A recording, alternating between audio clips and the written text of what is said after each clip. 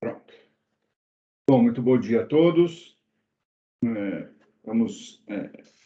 Para alguns aqui, estamos retomando um grupo que nós tínhamos antes da pandemia, lá atrás, para discussão de infraestrutura, mas estamos juntando com o pessoal do GEDEC e fazendo assim um grande grupo aqui para discutir um tema bastante relevante que relaciona direito, contabilidade, economia e infraestrutura, né? Que é um assunto... Eu, sinceramente, achei que estaria mais na pauta, né, neste governo do que está, mas eu acho que ainda tá crescendo, né, esse assunto e as medidas e tudo mais. E aí essa reunião foi provocada pelo professor Joelso, que já esteve no GEDEC conosco, né? Eu achei bastante interessante a provocação dele e junto com ele o Felipe Sandi, né, convidado pelo professor Joelso, para falar um pouquinho para a gente sobre o assunto aqui. Eu quero, então, passar a palavra para o professor Joelson, para que ele, né, como o idealizador, vamos dizer assim, da reunião, que ele assuma o cargo de anfitrião, né, apresente o palestrante e tudo mais, e sigamos nas nossas discussões. Perfeito, bom dia. Bom dia, professor Edson, bom dia a todos e a todas.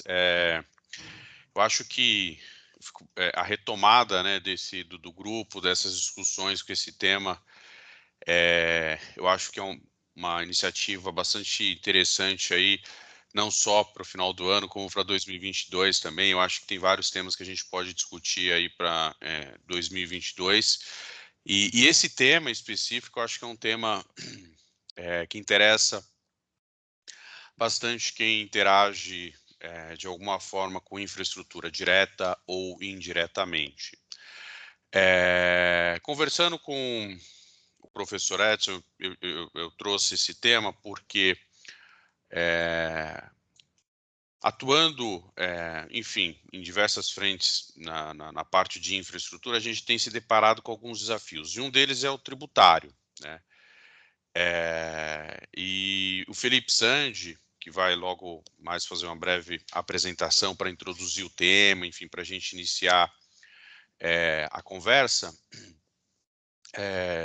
trouxe, né, um ponto que de alguma forma se relaciona com os impactos do IFRS, né? Quando a gente olha o IFRS no Brasil, ele teve muito impacto na contabilidade das empresas. Enfim, tem muitos estudos já olhando principalmente as empresas de capital aberto, enfim, os diversos impactos.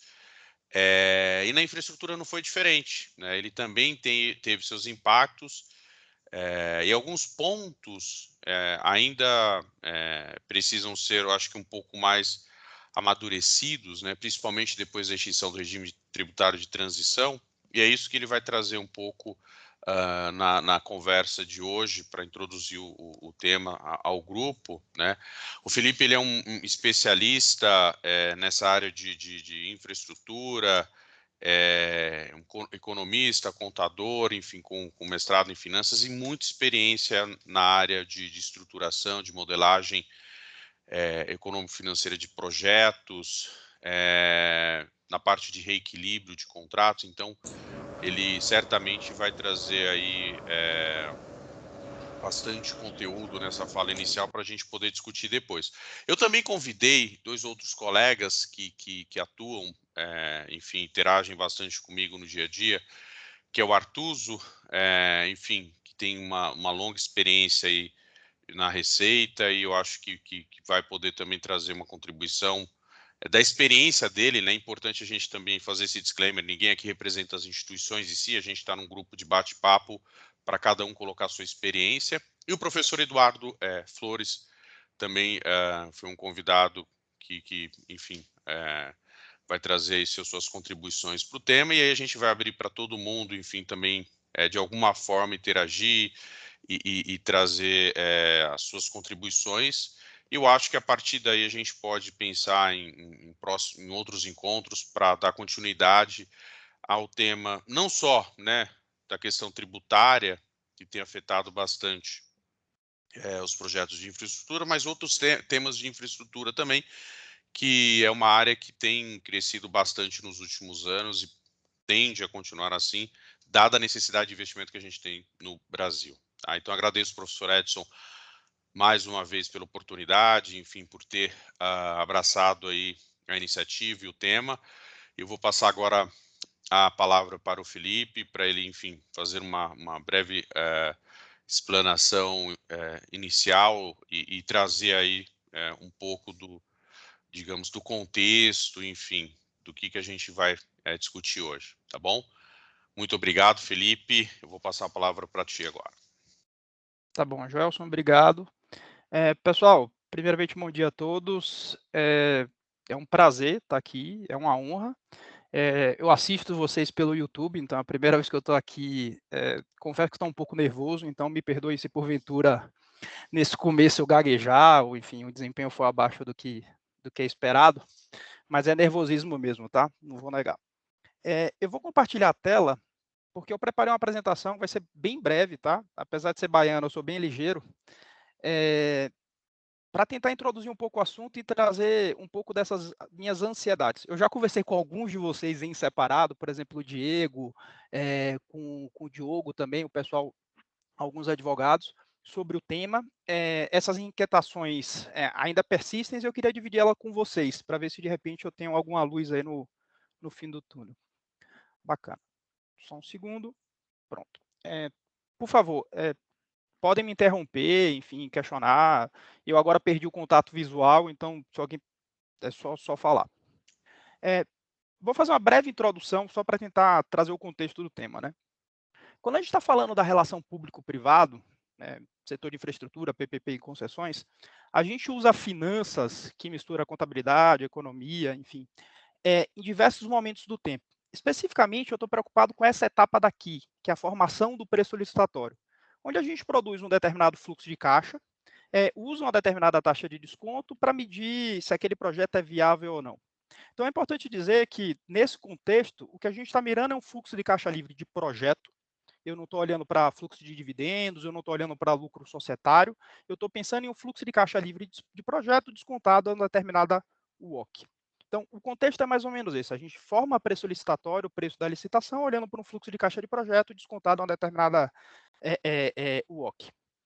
Como é que a gente monta esse fluxo de caixa de projeto? Né? Basicamente, a gente monetiza todas as obrigações e direitos que a gente imagina que aquele parceiro privado vai enfrentar ao longo da concessão. A gente transforma isso num fluxo de caixa, ou seja, a gente agrega essas monetizações de direitos e obrigações. E uma dessas linhas, né, uma das linhas que a gente vai trabalhar é exatamente a linha de tributos. Então, a minha inquietação e a minha vontade de vir aqui conversar com vocês exatamente porque essa linha de tributos, principalmente no Brasil, dado o tamanho da nossa carga, ela tem um aspecto relevante quando a gente vai medir a rentabilidade desses projetos. Além da questão da linha de fluxo de caixa com saída de tributos, o regime tributário ele também afeta o WOC, né? Uma vez que eu não posso usar mais despesa financeira para abater a base fiscal quando eu estou no lucro presumido, quando eu troco de real para presumido, eu também preciso fazer uma conta do que eu chamo de efeito conjunto, portanto, meio que tentando maximizar o VPL do projeto, uma vez que em uma eventual otimização via troca de regime para lucro presumido, eu estou aumentando a TIR do projeto, mas por outro lado eu estou aumentando o OC, a gente precisa saber o que é que sai ganhando, né? Se é o aumento do VPL por aumento da redução do fluxo de caixa de tributos ou se é o aumento da WOC. Bem, dito isso, olhando especificamente, isolando a discussão para a linha de tributos, pensando na saída de tributos, o que é que a gente sabe? Né? Que o lucro societário não é exatamente aquilo que o fisco reconhece para fins de tributação. A gente tem diferenças temporárias para isso. Especificamente quando a gente pensa em PPPs e concessões, a gente tem esses temas, né, que são normalmente tratados como diferenças temporais. O AVP, a margem de construção, o aporte, algumas formas de outorga, a provisão, despesa financeira que pode ser ativada ou não, as curvas de amortização e depreciação, e a ideia, acho que é a consulta que foi feita, acho que a COSIT 157, acho que é de 2019, que falava sobre especificamente margem de construção quando da troca de regime. Pois bem, então, esse é o contexto, e aí sendo bastante direto, tá? Eu vou tentar explicar alguns exercícios que eu fiz, mas o debate central a minha pergunta para vocês, eu queria ouvir, eu já ouvi alguns de vocês, a IN 1700, ela neutraliza a aplicação de CPC para fins tributários? Porque o que a gente sabe é que na RTT havia neutralização, com a 1700 eu tenho dúvida se houve ou não neutralização desses efeitos.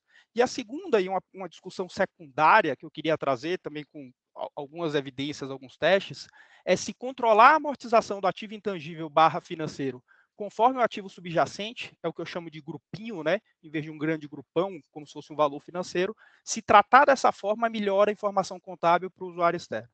Então, vou passar bem rápido. A gente sabe que a partir do ICPC 01, os bens reversíveis passaram a ser tratados como intangível, como ativo financeiro. Isso teve repercussão societária, né, no registro. A gente sabe que durante o RTT esse efeito foi neutralizado, mas como eu disse, né, a partir da 1700 a gente tem uma certa conciliação que é disciplinada lá no anexo 7 e nos artigos 168 até 171 da 1700, mas não fica muito claro, e eu acho que esse que é o ponto central, se houve de fato a neutralização. Quando a gente olha para as regras, né, o que está lá na 1700, principalmente no anexo 7, a gente tem um problema, né? Porque a Receita costuma tratar as coisas de maneira nominal, então o exemplo parece ser nominal, e a forma com que ele utiliza para amortizar o ativo financeiro é através de uma tabela price. Se você olha para aquele exemplo em específico, sem olhar exatamente na literalidade dos artigos 168 e 171, olhando só para o anexo 7, a gente tem uma neutralização. Então, se a gente olhar só o anexo 7, a gente tem uma neutralização. Mas essa neutralização, ela é pontual em razão do uso da tabela price. Se a gente usasse outro método de amortização, possivelmente a gente não teria essa neutralização. E aí fica a dúvida, quer dizer, vale o que está descrito, a gente deveria usar a literalidade do que estão nos artigos, ou vale o que seria a interpretação, o que normalmente a Receita faz, ou pelo menos o que eu estou acostumado, é tentar neutralizar o que eu estou chamando de certa discricionariedade, no sentido não de que é escolhida ao acaso, mas que tem uma certa racionalidade do elaborador. Então, quando a gente olha na prática, existem complicações, não há clareza se há neutralizações. Eu acho que isso é de conhecimento de todos vocês, e eu só queria trazer algumas evidências e algumas preocupações quando eu estou falando daquele tema sobre precificação, né? Quando eu estou falando da formação do preço licitatório. Então, pensando um pouco quando a gente está falando de ativo intangível, as discussões, e aí a minha discussão se eu amortizo pensando na vida subjacente, e aí é quase que uma depreciação transvertida de amortização, ou se eu faço a amortização desses valores ao longo do prazo do contrato. Além disso, existe a discussão sobre a provisão, né? Quando a gente vai olhar lá no exemplo do ICPC 01, todas as obrigações de reposição pelo uso desses ativos que são de propriedade do poder público deveriam transitar no resultado através de provisão, e daria baixa no passivo quando essas provisões forem realizadas. Do ponto de vista fiscal, o que a gente sabe é que essas provisões não são reconhecidas, e a norma fala, quando a gente olha na 1700, que a provisão ela deve ser reconhecida do ponto de vista fiscal quando realizada. Só que o quando realizada gera uma dúvida. É realizada quando eu compro, e, portanto, quando eu comprei aquele ativo, eu realizei, ou quando eu uso, e, portanto, seria alguma coisa parecida com a depreciação, seria um alongamento para frente e não para trás. Qual é o ponto? Aí eu fiz alguns exercícios pensando na literalidade da norma, né? Quer dizer, se eu for aplicar a norma exatamente como está descrito na 168, e exatamente como é o exemplo do ICPC 01, o que a gente percebe é que, para fins de precificação licitatória, pensando no preço, pensando no usuário, pensando em tarifa, se não houver essa neutralidade, se a gente não puder tratar com neutralidade a 1.700 em relação às normas, o que a gente percebe é que a aplicação literal reduz a rentabilidade do projeto, em razão, muitas vezes, de base negativa, e que, na minha cabeça, você poderia ter algum problema com relação ao controle e venda de ativos que já foram baixados, porque foram lançados como provisão ou despesa naquele período. Só para trazer um exemplo aqui mais pragmático, tá? Eu montei o mesmo case, o mesmo caso, mesma receita, mesma demanda, mesmo OPEX, mesmo CAPEX, mas tratamentos tributários diferentes. O primeiro é conforme a regra, né? Então, eu tenho ativo intangível sendo amortizado ao longo da vida útil do contrato, eu tenho a provisão sendo reconhecida para e passo o desgaste daquele ativo e a provisão sendo lançada do ponto de vista fiscal quando da realização. Nesse caso, o que a gente percebe é que, para a mesma tarifa, a rentabilidade desse projeto seria 5,95. Quando eu troco, eu flexibilizo essa regra e esqueço a provisão, mas eu incorporo esse novo CAPEX, o intangível, e linearizo a amortização até o final do contrato, o que a gente percebe é que eu aumento um pouco a rentabilidade, mas mesmo assim, ela ainda fica abaixo no caso onde eu tenho uma neutralização completa, ou seja, quando eu trato de acordo com a vida útil dos ativos subjacentes. Então, o que eu quero dizer é que a neutralidade, ou se a gente conseguisse entender que há neutralidade na 1700 com relação ao ICPC 01, eu teria um ganho de rentabilidade para fim de precificação licitatória do que se eu aplicar a norma na literalidade. De novo, acho que é um consenso que o anexo 7 ele não é muito claro se há neutralidade ou não. Pensando no ativo financeiro, o que a gente vai ter é uma coisa parecida, não tem um aspecto da provisão, mas quando a gente olha, a discussão é se eu deveria amortizar o ativo financeiro do ponto de vista fiscal ao longo de todo o contrato, portanto, alongar, ou se eu poderia fazer isso de acordo com a vida útil de cada ativo. Da mesma forma, eu tenho um alongamento do prazo que reduz o benefício fiscal, o alongamento dos dados reduz a rentabilidade. Então, se a gente fosse olhar que o exemplo é igual, né? Então, se eu faço tratamento em conjunto, esse primeiro investimento, ele é amortizado da origem financeira, ele é amortizado até o final do contrato. O investimento do meio do contrato, dali para frente, eu tenho uma rentabilidade menor se eu tratasse em conjuntos, em grupos, e fizesse esse 50 até o ano 3 e esse 50 do ano 3 até o ano 6. Então, de novo, a ideia é que a neutralidade, ou a hipótese de neutralidade do ICPC 01 com relação a 1.700 aumentaria a rentabilidade do projeto, você teria tarifas mais baratas.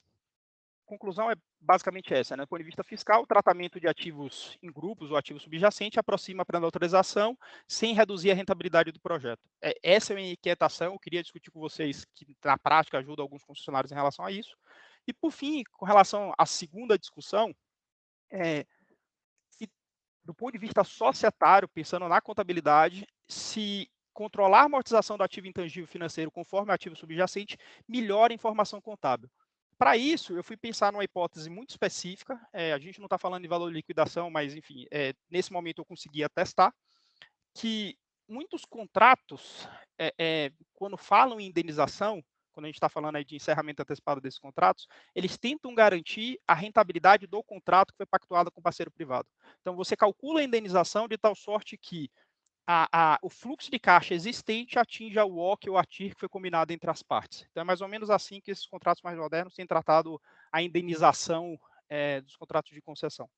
Bem, e aí o que eu fui testar é se a gente comparasse nesses momentos de encerramento antecipado para cada uma daquelas formas de tratamento fiscal, olhando para a contabilidade, o valor que está registrado de ativo financeiro ou ativo intangível, quão diferente ficaria em relação à indenização. E o que a gente percebe, e é o que está aqui, é que quando eu trato, quando eu faço o tratamento fiscal da provisão e o tratamento societário da provisão, os valores que estão registrados no ativo, eles se distanciam muito dos valores que seriam requeridos de indenização. Eu tenho um ruído muito grande, e reparem que aqui, para esse caso específico do tratamento da provisão, ele se investe no ano 3, exatamente porque o concessionário já fez um esforço de caixa, esse esforço de caixa foi tratado como despesa ao longo do tempo, portanto, ele não está no ativo desse concessionário, e do ponto de vista de caixa, para atingir a TIR, esse descasamento já existiu. Então, aqui a gente tem a inversão do efeito, mas a dispersão aumenta ao longo do tempo. Quando a gente pensa no tratamento conjunto, esse ruído se reduz, o ativo intangível teria um valor adicional em relação à indenização, mas o ruído continua existindo. E quando a gente pensa no tratamento em grupo, né, então quando eu faço, pensando no ativo subjacente e pensando nessa eventual indenização, o ruído é muito menor, eles chegam a se aproximar, que é o que está aqui. Quando a gente pensa no ativo financeiro, é parecido, né? Os efeitos são parecidos. Quando eu trato em grupo, o ruído é muito pequeno, ou seja, eu estou muito próximo, o que está registrado no meu ativo financeiro é muito próximo do que eu teria na eventual indenização. Quando eu trato em conjunto, esse ruído é maior. Então, talvez isso seja um indício que tratar do ponto de vista societário a amortização desses ativos financeiro e intangível de acordo com o ativo subjacente, ou seja, nesse subgrupo de acordo com a vida útil, traga talvez uma melhor informação contábil pensando nesses casos de indenização. Eu não sei se eu fui muito rápido, confesso que estava um pouco nervoso, agora que eu estou um pouco mais calmo. É isso. Perfeito, maravilha. Eu acho que já introduziu bem aí o tema. Muito obrigado aí, Felipe, pela apresentação. Professor Eduardo Flores aqui presente também. Fico feliz aí contar com sua participação, enfim. Professor Edson, quer fazer algum comentário? Não, eu só queria Pode deixar. falar, pode falar. Não, é só uma dúvida, na verdade. Eu tenho alguns comentários para fazer, mas eu vou deixar para fazer no final. Eu queria ouvir tanto o Eduardo Flores quanto o Artuso, que eles tiverem para comentar. Mas, Felipe, eu tenho uma dúvida no seguinte sentido. O que você chamou de provisão? Eu não sei se você passou muito rápido. Eu não consegui entender o que você quis dizer de provisão. Por que eu teria uma provisão durante esse período? Bacana, deixa eu tentar esclarecer. Quando o parceiro privado ele está construindo lá o intangível, ele adquire determinados ativos, a ideia da concessão é que ele trocou essa construção, esse direito, por um direito de explorar, e esses ativos agora passam a pertencer ao poder público. Só que durante a concessão, o parceiro privado ele se utiliza desses equipamentos para operar, e a lógica é que ele está utilizando um ativo que não é dele, que é do poder público. Então, você deveria fazer uma provisão para o desgaste efetivo desses equipamentos para sua provisão no momento do uso. É assemelhado a uma depreciação do uso do ativo de terceiro. Lá no ICPC 01, é a provisão que ele faz para o recapeamento. Então, se você for olhar no ICPC 01, o que é que ele fala? Eu construí a estrada, eu tenho a obrigação de recapear, portanto, eu vou precisar repor esse ativo para o poder público, e a partir do momento que eu vou utilizando e desgastando esse ativo, no momento do uso, eu gero uma provisão para lá na frente, quando eu efetivamente desembolsar esse recurso da provisão, isso já passou, já transitou no resultado, o fato gerador seria exatamente o uso do ativo do poder público. Não sei se agora ficou mais claro. Não, ficou claro, mas eu vi em várias empresas da área de infraestrutura que essa obrigação depende do contrato, mas normalmente essa obrigação acaba entrando no ativo intangível ou no ativo financeiro. Por isso que eu não entendi. E aí você acaba amortizando durante o período também. Tanto é que no fim se você fez, por exemplo, uma rodovia, faltando 2 anos para acabar a concessão, e vamos imaginar que ela não seja renovada, você tem que fazer uma passarela. Essa passarela entra no ativo intangível e ou, se já foi prevista a indenização, já entra como um ativo de indenização, efetivamente. É isso. Então, não tem o efeito no resultado. Eu não entendi essa passagem. Então, vamos lá. Você tem razão, na prática eu observo muito pouco empresas utilizando essa provisão, possivelmente porque afeta o resultado do período e aí talvez impacte dividendos. Mas se a gente for olhar como está descrita a norma lá no ICPC 01, em tese, para todas as obrigações que você já sabe que você tem que repor, que você está utilizando um ativo do poder público, que você é obrigado a repor, você deveria estar jogando provisão. Não, sem dúvida, mas eu sou obrigado a repor, a fazer o recapeamento, mas isso faz parte do contrato de concessão. Eu vou ser reembolsado por isso, não reembolsado, mas eu vou ser remunerado por isso Não, no vamos lá. prazo de construção. Então, isso não seria exatamente uma despesa. Vamos lá. Eu posso abrir a tela? Sim, pode. Bom, mas a gente pode seguir na discussão, depois a gente Tá bom, volta não, com tudo isso. bem. Eu só queria entender mesmo. Desculpa se ter Vamos lá, eu fui polemizado. na literalidade da.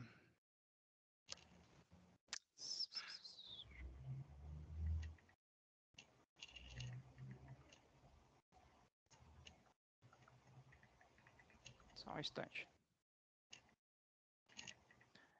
Posso compartilhar a tela, né?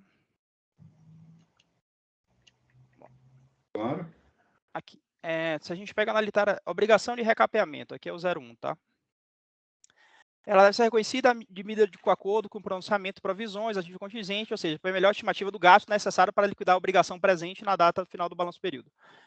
A lógica é essa, né? Aquele ativo não é meu, aquele ativo é do poder público. A partir do momento onde eu desgasto ele, portanto, eu tenho contratualmente a obrigação de repor. À medida que eu uso, o fato gerador é o uso do ativo de um terceiro. Eu tenho que ir provisionando. E é exatamente o que está aqui no 01. Ele sabe exatamente qual é a provisão que é, acho que é de 100, se eu não me engano, é de 80, é de 100, total despesa reconhecida é de 100. Ele faz o valor presente, ele joga, ele lineariza, ele acredita que o uso, o desgaste é linear até o ano 8, ele trata isso de maneira linear, ele faz o valor presente de cada uma dessas parcelas e depois até chegar ao 100 é a despesa financeira, né, o aumento dessa provisão via passivo. Mas no final do dia é isso. A lógica que está descrita aqui, seguindo a regra, e se a gente fosse utilizar, era, a partir do momento que eu usei, eu deveria lançar no resultado. Eu concordo com você que eu vejo pouco isso sendo utilizado na prática. Eu acho que só recordo de uma empresa que eu tenha visto lançar isso no resultado. Mas na literalidade do que está escrito é isso.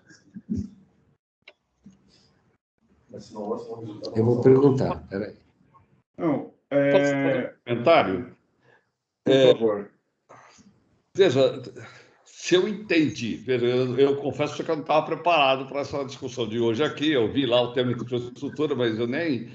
E não é um tema que eu tenho tanta familiaridade assim, mas vamos lá, até onde eu sei. Essa obrigação de fazer esse recapeamento, vamos usar isso aí como exemplo, ele é uma obrigação e é uma provisão, tanto faz seja feito na forma de constituição de provisão com as despesas ao longo do tempo, quer seja considerado no custo do ativo, logo de início, tá certo? Para ser amortizado. Tá legal? Quer dizer, ele é a mesma coisa que o custo de limpeza de sítio. Ele é um tipo de provisão que já se incorpora. Quer dizer, o que existe aí é realmente uma diferença de...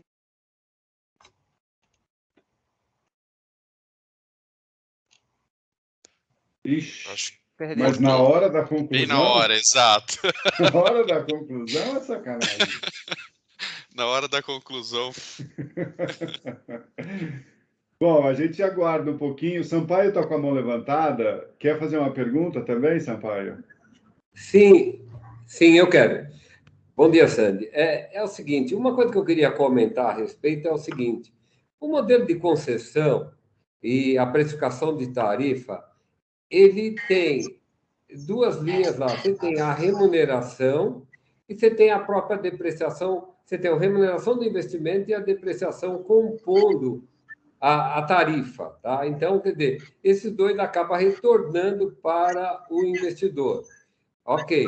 O que eu achei aqui um pouco estranho dentro da pergunta do Edson, e como o professor Eliseu estava concluindo, é que todo e qualquer investimento, por exemplo, o teu exemplo de um recapeamento, se eu vou aumentar a vida útil da estrada, usando o teu exemplo, ele é um investimento. E só tem uma forma de eu ter o retorno desse investimento. Eu teria a remuneração, que é aquilo que está no contrato de concessão, e mais a depreciação. Então, a constituição desta provisão, transitando pelo resultado, é que para mim também ficou um pouco confuso o entendimento. Mas, vamos lá, gente, só para esclarecer. O fluxo a gente mede a rentabilidade do contrato, a gente forma preço licitatório pelo fluxo de caixa. Então, as discussões com relação ao resultado contábil não são tão relevantes assim, desde que eles não afetem o fluxo de tributo. A minha preocupação maior no debate central é com relação ao tratamento fiscal da aplicação do ICPC 01. Para deixar claro, tá? Normalmente, como é que acontecia? Como é que a gente estava acostumado se a gente tivesse neutralidade? Os ativos físicos não são de propriedade jurídica do concessionário, ele adquire, ele tem a tabela fiscal, ele deprecia. No momento que ele faz um recapeamento, no momento que ele faz uma nova aquisição de máquina para repor, isso entraria no imobilizado dele, ele depreciaria até o final. Isso é o que eu estou chamando de neutralidade, se fosse aplicado dessa forma. O ponto é que o ICPC 01, ele desconstrói um pouco essa lógica, porque o ativo passa a ser reconhecido como do poder público, e a gente tem uma outra forma de reconhecer a perda desse novo ativo em gerar caixa para o concessionário. Mas, de novo, eu estou preocupado com os impactos no pagamento de tributo, no fluxo de caixa que vai, no meu fluxo de caixa de projeto, na linha de tributos. Oi, Diego. Ok, não, mas o Eliseu voltou. Vamos. Não, Professor Eliseu, na que sua conclusão, travou. Eu Isso. acho que era alguma brincadeira do sistema. Procurar aqui nos alfarrábios qual que é a conclusão. Não, veja que são duas alternativas contábeis. No caso do limpeza de sítio, a norma diz que você agrega ao custo do ativo o valor dessa provisão, continua sendo uma provisão, porque é o valor incerto, todo lá no passivo, e vai, no caso lá, você vai depreciando o ativo ao longo do tempo e vai tendo a despesa de depreciação e a despesa financeira da atualização da provisão. Quando você faz via despesa, é a mesma coisa, só que você não jogou no custo do ativo e vai jogando isso daí como despesa ao longo do tempo, vai atualizando a provisão e vai lançando a despesa. Então, no fundo, na essência, vai produzir o mesmo resultado final. O que existe é uma incoerência, quer dizer, num caso há um tratamento de um jeito, no outro caso há um tratamento do outro. Então, isso aí realmente tem razão. E aí é óbvio que a empresa, tendo em vista essa incoerência, ela tende a procurar né, qual que é a melhor do ponto de vista de caixa. No interesse aqui é do ponto de vista fiscal, tá certo? Mas, contabilmente, eu diria que não há nada de errado em se fazer essa ativação desde o início e tratar isso como despesa de depreciação ou amortização, sei lá o que for. Apenas a norma é clara. A norma é clara, expressa ao dizer que... Né? Então, agora, nós vamos ficar na literalidade ou vamos ficar na essência, está correto? Eu entendo entender economicamente, como o Edson falou, faz parte do custo do projeto. Tá certo? Para mim, isso realmente é parte do custo do projeto. Você se obriga a desembolsar aquilo lá, tanto faz se é no início, isso faz parte do custo do projeto.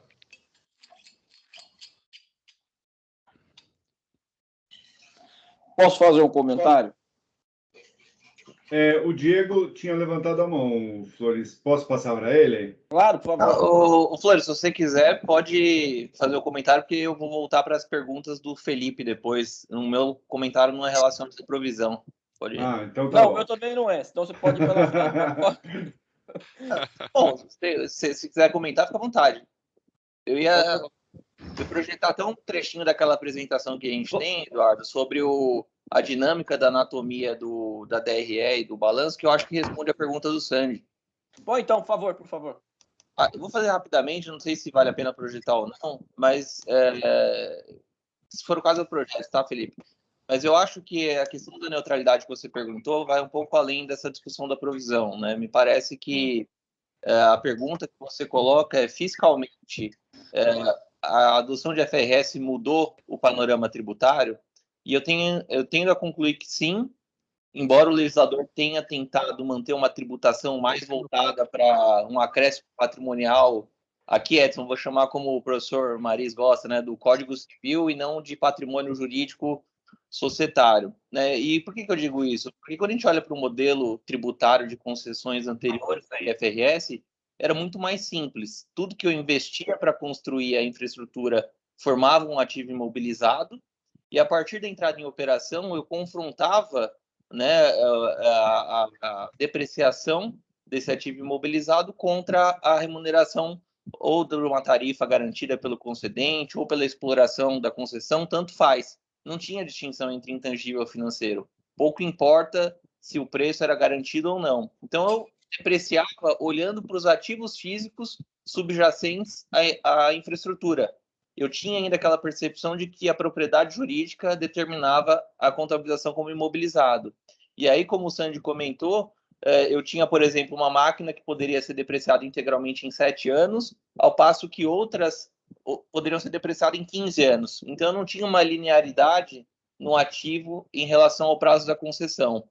Com essa mudança de paradigma, eu acho que, não sei se eu entendi bem o seu ponto lá, Sandy, da amortização do financeiro, eu acho que dependendo do modelo que é adotado, se financeiro ou de contrato ou intangível, a resposta vai ser a mesma, no sentido de que eu acho que não é neutro, mas por razões distintas, né? No caso do ativo financeiro, por exemplo, o legislador optou por tributar tanto o lucro da etapa de construção quanto a receita financeira que remunera esse ativo financeiro conforme o recebimento. Então, a amortização desse ativo de contrato financeiro, ela não transita mais pelo resultado, porque a contrapartida tinha sido ou na etapa de construção a receita de construção, ou a receita financeira que vai sendo para fins tributários excluída para depois ser tributada por aquela fórmula que também ninguém entende, você tem total razão. O modelo do anexo 7 da Receita é incompreensível e fora da realidade de mercado, né? E isso que ela só trata de ativo financeiro, não trata do intangível, né? Mas como o ativo financeiro, tal como classificado pelo CPC 48, recebeu essa qualificação do ponto de vista econômico, eu não sei como que eu conseguiria fazer uma amortização para fins societários que olhasse para os ativos físicos subjacentes à infraestrutura, quando, na verdade, o que amortiza esse financeiro é o recebimento de caixa. Então, eu não sei como que eu controlaria uma amortização do financeiro pelos ativos físicos, tá? Só para... Posso só tocar nesse ponto? Porque, em geral, e aí a lógica de quando eu estou pensando sobre as obrigações contratuais quando a gente faz a relação público-privado. E aí, por isso que eu sempre uso o encerramento. Por que me parece fazer sentido olhar para o ativo subjacente? Porque quando ele se exaure, você é obrigado a repor sob pena de não ter continuidade no contrato.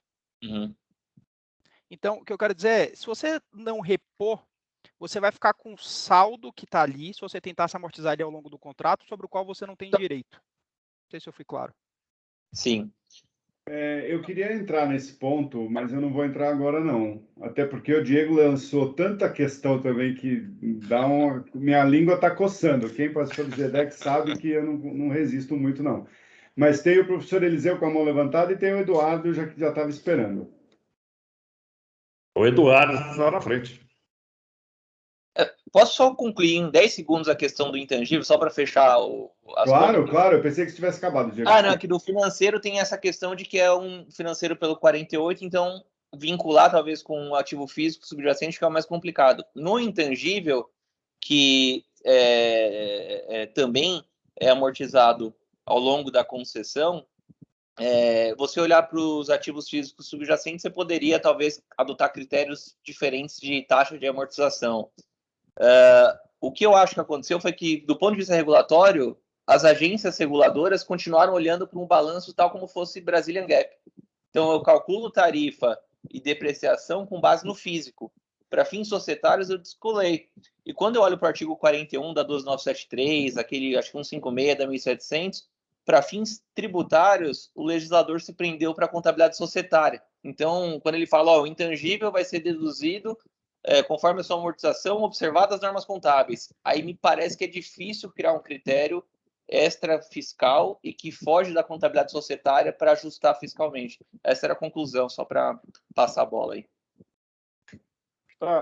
O Diego fez alguns apontamentos muito claros, né? E assim, eu só queria comentar que talvez assim, isso é um caso extremamente interessante que remete ao pecado original, né? Qual é o pecado original das normas de contabilidade no Brasil? Adotar em livros locais aquilo que foi desenhado para balanço consolidado, né? Então, sempre a gente vai voltar para a Gênese e sempre vai cair na mesma discussão, né? O IFRIC 12 é uma norma de 2005, não é tão antiga assim, né? E a filosofia do IFRIC 12 não é uma filosofia do acompanhamento dos ativos físicos, vamos dizer assim, mas do fluxo financeiro do contrato de concessão. Esse é um ponto importante da gente. O que eu quero dizer com o fluxo financeiro do contrato de concessão? Não quer dizer que o ativo físico deixou de ser relevante e tudo mais, aquilo que o Sandy muito oportunamente chamou de ativo subjacente, né? Porque já está tão caracterizado que o imobilizado não é do concessionário, é do concedente. Então, a gente não poderia, de uma certa forma, tergiversar isso, tirar isso da realidade. Mas o ponto central é que quando você olha, por exemplo, para a norma, ela diz assim, olha, você tem dois formatos, reconhecer o intangível quando você vai cobrar do usuário, ou reconhecer o ativo financeiro quando você vai receber do concedente. Clarissimamente, a norma está dizendo o seguinte, o que eu quero que você faça é distribuir os fluxos de caixa por intermédio dos fluxos de lucro. Qual que é o problema central? Esses fluxos de caixa, eles são altamente impactados pelo consumo e pelos ciclos de uso desses ativos operacionais que são necessários. Por exemplo, a gente pode pegar vários contratos, né? Se você pegar, por exemplo, o setor de concessão de rodovia, vocês deram bem aí o caso do recapeamento. Você tem os ciclos de recapeamento, né? Você vai discutir eventualmente se você já nasce com aquilo ativado como um custo de reposição, dado o prazo de contrato. Então, vamos imaginar que cada 8 em 8 anos eu tenho que fazer os recapeamentos, então já nasceria, né, com um contrato de 30 anos, com aquela provisão, vamos dizer assim, estabelecida. Né? Mas você pode ter contratos, por exemplo, que você está criando ativo do zero, como é o caso de uma transmissora. Então, no caso de uma transmissora, a expressiva parte do custo que você tem é inicialmente, né, e a posteriori você vai ter a figura da operação e manutenção, do OIM. Então, o que eu queria chamar a atenção, que eu acho que é importante nesse sentido. Né? Num dado momento, quando a contabilidade ela vai olhar para a distribuição dos fluxos de lucro, obviamente, né, que você espera que esses fluxos de lucro convirjam para o caixa, não necessariamente os contratos foram modelados do ponto de vista de caixa para acompanhar o modelo contábil. Isso me parece ser uma coisa hoje bastante relevante. Você pegar, por exemplo, uma transmissora mesmo, pegar o caso das transmissoras. 80%, 75% do custo que ela tem de toda a concessão de 25, 30 anos, 20 anos, são nos 2 primeiros anos. E o fluxo de receita que ela vai ter, que é a RAP, a receita anual permitida que ela vai poder faturar, né, vai se dar num lapso de quase 25, 30 anos. Ou seja, ela reconhece um lucro muito grande no começo, por conta da margem que ela tem que reconhecer, né, mas o caixa vai convergir ao longo do tempo. Então, até aí tudo bem. O problema é quando esse lucro contábil começa a produzir efeitos caixa, que é no caso da tributação. Porque daí eu começo a ter ou uma antecipação, uma postecipação de pagamento de imposto do ponto de vista de realização financeira e de enquadramento em caixa, né? De sorte que você vai começar a falar assim, pô, peraí, minha taxa de retorno não está batendo com aquilo que eu projetei no financeiro. Por que não está batendo? Porque o lucro contábil agora, que às vezes é uma antecipação do caixa futuro, em termos de reconhecimento de competência, ele está produzindo uma saída de caixa no momento presente. Então, é muito tentador só para concluir, né? O ICPC 01 ele é muito tentador, porque quando você entende pelo menos 30% dele, você já se acha capaz de produzir um exemplo. Só que certamente esse exemplo dos 30% que foi produzido, que já isso vai produzir a neutralidade, ele talvez seja representativo de um pequeno pedaço do universo todo de concessões. Então, essa tentativa de neutralização me parece frustrada. Né? Porque você, de uma certa maneira, não vai conseguir equalizar o fluxo de caixa e o fluxo de lucro, porque eles são feitos sob premissas diferentes. Um pensa na distribuição dos ativos físicos, o outro pensa no fluxo financeiro. Né? Então, uma síntese, né, do porquê que tem essa distinção. Né? Professor Eliseu? A primeira parte, na verdade, o Eduardo já falou. Só para... Em 2009, quando se discutiu a implementação dessa interpretação no CPC, houve 2 grandes embates. Um, com a ANEEL, que até então a contabilidade da ANEEL era assim, em função da contabilidade efetiva, etc. Tal. E tinha com uma diferença só dos ajustes ao valor de reposição. Mas a ANEEL, então, ela realmente concluiu. Para mim, interessa acompanhar os ativos físicos. Eu vou ficar com a velha contabilidade. Tá correto? E a Receita, não me lembro de ter se manifestado com relação ao ativo físico, mas foi no seguinte sentido. Para mim, me interessa muito mais uma tributação voltada também aos, como foi falado aí, antigos BR-GAAP. Tá certo?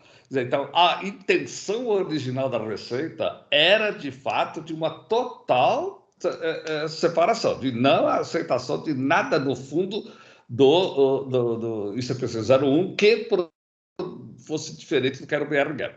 Quando ela vem, aí depois com a parte que ela introduziu lá na legislação, e depois vem com a IN, é que aparentemente no texto cometeu-se algum pecado, está correto?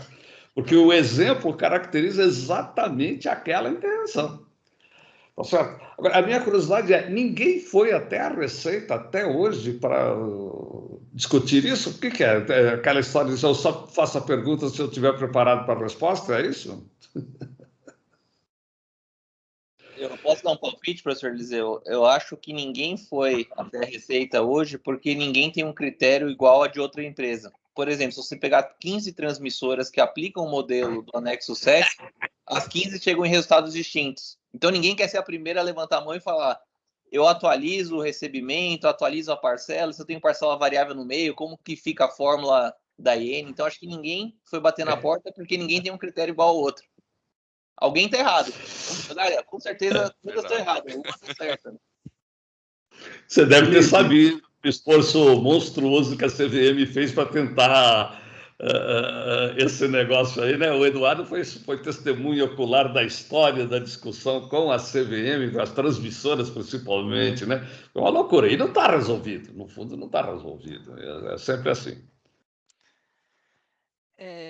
Não, acho que agora eu tô mais tranquilo, porque parte do que eu trouxe tá condizente com o que vocês estão colocando, no sentido de que o anexo tenta trazer a neutralidade, mas a literalidade da leitura não o traz, aí os pecados talvez tenham sido cometidos. E aí fica a pergunta, né? Quer dizer, se a gente olha na literalidade do que está escrito, no final do dia, adotar o ICP-CEP 01 para fins fiscais majora a tarifa necessária para as concessões. A gente, em termos reais, está pensando em rentabilidade, você teve aumento do custo tributário, é isso que eu estou dizendo. Os usuários vão precisar pagar mais caro, porque agora o fisco, de alguma forma, se apropria de parte da rentabilidade desse projeto. O efeito prático é isso. Isso traz uma preocupação do meu lado, que estou produzindo projetos, os usuários vão pagar mais caro. O poder público, o concedente no APPP vai pagar mais caro. Né? Oi. E o segundo ponto é que, não havendo essa neutralidade, a segunda preocupação que eu tenho é que uma certa visão de mundo, uma certa discrecionalidade, que, como o próprio Diego disse, né, a gente tem várias empresas aplicando a mesma regra e interpretam de maneira diferente. Ou seja, eu trouxe uma certa subjetividade para fins de apuração daquele imposto. Como é que eu trago a melhor prática para fins de dimensionamento do preço licitatório? Porque, no final do dia, assim, eu sei que a gente fala de temas e de agências que são maiores, mas eu atendo municípios que têm 40 mil habitantes.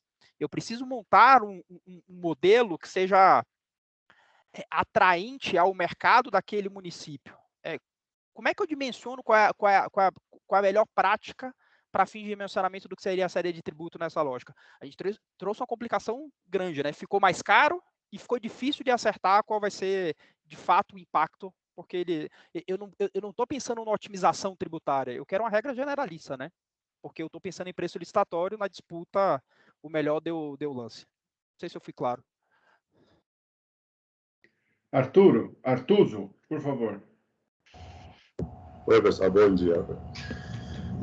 Deixa eu só fazer uma colocação na questão do embate com a Receita, né? Apesar que eu já estou fora da Receita há 3 anos e meio que aposentei, mas eu diria que é o seguinte, que na edição tanto da 12973 como da IN, eu estava na Receita, mas o que vocês reclamaram aí, né, o que o professor deu, ninguém discutiu com a Receita. Eu diria o seguinte, nem dentro da Receita essa discussão foi o suficiente, né, para discutir com todo mundo, tá? A gente percebe que houve um grupo lá na COSIT que monopolizou isso, tá? E esse é um aplicador danado, né? Até porque aí hoje vocês devem estar vendo aí na mídia, tem o pessoal que diz, olha, tem que tirar os velhos de lá, tem que... Só que quando tira os velhos, né, eles esquecem a memória de como fazer, né? Principalmente quando tem um órgão onde 70% é engenheiros. São ótimos, fantásticos, né? Mas quando olha na questão contábil, não sabe muitas vezes o que fazer. Mas voltando nessa questão um pouco mais prática, né? Eu vejo que o sentido da receita, né? O que está por trás da IN é de tributar no regime de caixa, tá?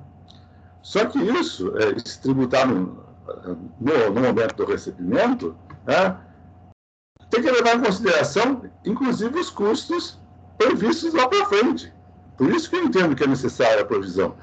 Eu sou da época lá que eu trabalhei em contabilidade imobiliária, né? O professor Eliseu lembra bem disso, que tinha lá os resultados dos exercícios futuros, que você trabalhava com custo orçado, com custo... E aí, para mim, essa IN, ela tem que trazer esse conceito aí de você provisionar, você prever aquilo que vai acontecer para frente, para você tributar proporcionalmente isso, tá? Porque senão vai ser... se você não faz essa consideração, você talvez pague antes, né? E lá no final, quando tiver ajuste, você vai ter um resultado negativo tributário que talvez você não consiga mais nem aproveitar, tá? Então, agora, essa IN está muito econômica, né? Eu lembro lá da IN que tratava da imobiliária 84, 76, acho. Ela era um catatal, né? Tinha 30 e poucas páginas. Aí ele trata em 3, 4 artigos, e no anexo que vocês têm total razão, né? Quando você olha, você não consegue entender exatamente o que se pensou nisso aí, né? E ele é muito... o anexo é muito teórico, né? Tem os valores, mas isso não se modifica ao longo do tempo, né? O que acontece... eu tenho custos adicionais, como que eu distribuo isso, né? Quando a gente imagina num projeto de 10, 12 anos, 25 anos, todo mundo sabe que uma coisa é o que eu previ, e aquilo que vai acontecendo, eu preciso ter recálculos desse custo para frente. Eu tenho que distribuir esse custo no resultado fiscal, não no societário também, mas no fiscal eu tenho que distribuir isso para frente, né? Isso não está explícito na IN, tá? Por isso eu disse, eu acho que eles economizaram muito, né? E o que eu imagino é que, vamos utilizar os critérios da contabilidade societária, né? E adaptar isso para o critério do quê? Do contrato, né? Para mim, na minha concepção, toda essa amortização é no prazo do contrato, tá? Eu jogo na provisão, jogo no prazo do contrato. E conforme, se essa provisão se altera, eu tenho que alterar no final aquilo que está me restando do contrato em termos fiscais. Mas isso realmente não está claro, tá? Isso está muito singelo na IN, tá? Talvez seja a questão de provocar a receita agora não sei. Até ontem a gente sabia como provocar. Agora, com a nova administração, realmente eu não tenho nem ideia. Bom, eu não tenho mais ninguém, pelo menos por hora, com a mão levantada. Então eu vou fazer uso da palavra aqui. E aí eu queria fazer um pouco o que vou pegar aqui o procedimento utilizado no GEDEC e tentar estabelecer esse diálogo aqui entre o direito e a contabilidade. Com relação à contabilidade, ao contrato, eu até estava olhando aqui, se tiver alguém, eu sei que tem aí advogados da área do direito administrativo, seria bom se manifestar também para explicar um pouco do contrato. A gente já fez isso no GEDEC, mas seria interessante. Por quê? Né? Porque, na minha opinião, a contabilidade hoje reflete a essência jurídica do que é o contrato de concessão. Por isso que eu acho estranho, me soa estranho falar em ativo subjacente, porque ele não existe mais. que o concessionário tem é direito de explorar aquele serviço que, pela nossa Constituição Federal, é um serviço público. E também não adianta buscar qual é o conceito de serviço público, porque não tem um conceito especial. Alguns dizem até que é o que a Constituição fez.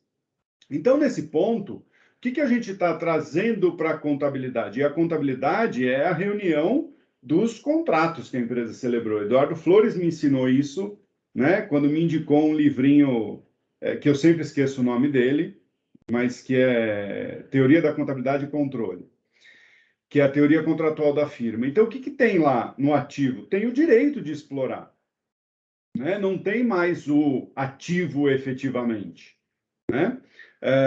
Então, me parece que a contabilidade está refletindo o que é o compromisso contratual assumido. E aí, quando nós vamos para a questão tributária da Lei 2973, aqui eu tenho sido uma voz quase unitária, mas eu vou insistir nisso, porque agora resolve. A 12973 não trouxe neutralidade. Quem trazia neutralidade era o RTT. A 12973 não trouxe neutralidade. A intenção dela não foi esqueçam a contabilidade e vamos tributar com base na contabilidade antiga. A 12973 não fez isso. O que a 12973 fez? Estabeleceu critérios mais claros, na maior parte das vezes, da realização. Então eu vou ignorar o valor justo? Não, eu não vou ignorar o valor justo para fins tributários, eu simplesmente vou tributar no momento da realização. Agora, para efeito de concessão, ela disciplinou expressamente, ela deu os efeitos. E aí ela falou, olha, concessão o que é? Você vai explorar um contrato com o poder público? Quanto tempo? 30 anos? Pois então você vai tributar durante 30 anos. Né? Você vai fazer essa tributação durante esses 30 anos. Então, para mim, a 12973 ela está muito compatível. Não estou dizendo que não haja falhas. Né? Eu estou falando em linhas gerais, e talvez o anexo da IN tenha sido feito, Artuso, por aquele grupo que na COSIT, na época, queria que mantivesse o RTT, que o RTT fosse permanente, né? Então, o anexo foi feito por esse grupo e o texto da IN foi feito pelo outro grupo, que achava que devia acabar. Então, aí fica incompatível mesmo. É uma explicação meio surreal, mas pode ser, porque a gente acompanhou essa disputa dentro da Receita na época, né? Mas, assim, o que a lei vai tributar a concessão pelo período da concessão, né? E aí a questão da propriedade jurídica não tem, o concessionário não tem sequer a propriedade jurídica daquele bem. Então, tranquilo. E aí um ponto que eu acho importante, eu não sei se é possível, aí agora é de sugestão, né? Mas quando a gente discutiu isso, se eu não me engano, lá faz algum tempo já no GDEC a gente discutiu esse assunto. O que eu lembro também? O professor Eliseu participou, isso eu lembro, que a gente estava discutindo a orientação 8, acho que era. A 7 é de nota explicativa e a 8 é de ativo regulatório, não? Se eu não me engano, é isso. Que a gente discutiu isso, inclusive, com muita gente do mercado de energia, e uma das explicações que foi dada na época é que os contratos já tinham sido firmados com base na contabilidade antiga. Então, se eu mudasse, eu ia ter que mudar, se eu mudasse o parâmetro de fiscalização da ANEEL, por exemplo, eu teria que mudar o contrato. Então, se optou por ficar. E na época a gente até falou, bom, então não seria o caso das próximas concessões olhar para a contabilidade atual, né? E aí a modelagem ficaria um pouco mais perto da contabilidade, imagino, não sei, né? É uma suposição que eu tenho, que se o contrato, se a modelagem, acabei de participar de uma, né, de assessorar um poder público numa modelagem. E o que a gente fez? A gente tomou a contabilidade como base. O que vai acontecer na contabilidade? Vai acontecer isso. Pois bem, então é isso que a gente está imaginando que pode ser a modelagem. Talvez elimine um pouco essas distorções. Mas, assim, para concluir, né? Me parece que a contabilidade está adequada, inclusive do ponto de vista jurídico, das relações jurídicas que se dão no contrato de concessão, e a Lei 2973 está adequada com a contabilidade, né? E fazendo provisão ou não, aí depende do que nós estamos falando. Se é um gasto que o concedente, a concessionária vai ter que assumir, aí é despesa. Se ela vai recuperar isso, ainda que seja na tarifa, vai para dentro do ativo, né? Eu acho que aí a questão de ter ou não provisão não é tão relevante. O relevante é a contrapartida dessa provisão. Mas me parece que está adequado e talvez ignorar um pouco esse exemplo da IN, porque se o exemplo da IN está incompatível com a lei, o que vale é a lei, né? Não é o exemplo da IN. Mas o Felipe já pediu a palavra também. Vamos lá, Felipe.